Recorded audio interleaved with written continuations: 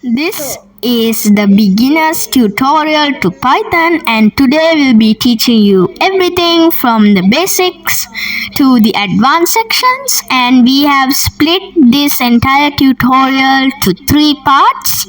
This is the first part. This is mainly the beginner's one and like some of the basics. The second one is using script mode, and the third one is getting into advanced sections.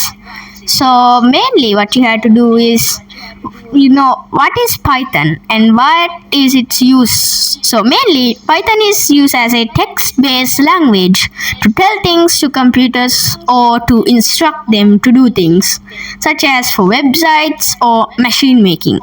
So first, you have to install Python.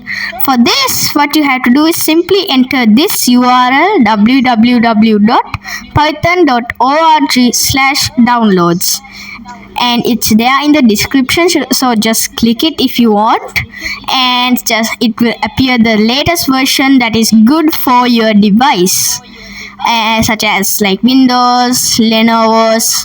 Then open it. So, when you use text-based language programs, you have to enter text which the computer can understand. It's like their language. So that's actually the main theme. You don't have to do just drag blocks. What you have to do is just tell it in the form they understand. So basically, as soon as you download it, what you have to do is it's there in your web browser.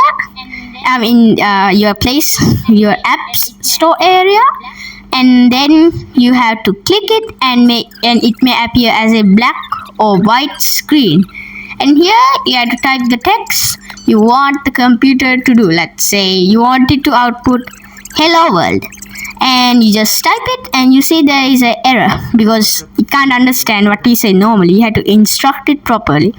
To let the computer understand it, we use correct syntax. So every time you want it to say something like a sentence, use print like this. See, print hello and parentheses, and then you type in the commas, upper commas, direct speeches, hello world, ending direct speeches, and then parentheses. See, you have to put the correct parentheses, commas, brackets at the correct time and place. There are some other statements you can put, like input, or if you wanted to find like a future, you can just type in help, and that is actually a really good option if you have no idea how to use print. And when you type commands, you should type it in lowercase because it's case sensitive for Python. If you want to do a calculation, you don't have to type print. Just write the calculation. If you want to close Python, type exit. So mainly, when a command is typed, it must be translated so that the computer can understand it. Python has an interpreter that does this. Changes usually like normal words into machine code. And before we do anything, you have to know that now you are doing this in the Python shell, which means that you just type commands and you just translate it and just let the computer do it at the same time.